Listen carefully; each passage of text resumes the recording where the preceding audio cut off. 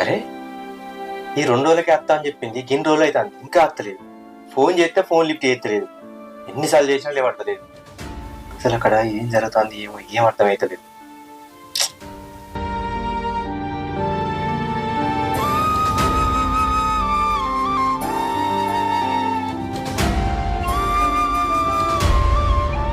హారిక అన్నం తింటూ రా బిడ్డ. నాకు ఇప్పుడు వద్దమ్మా.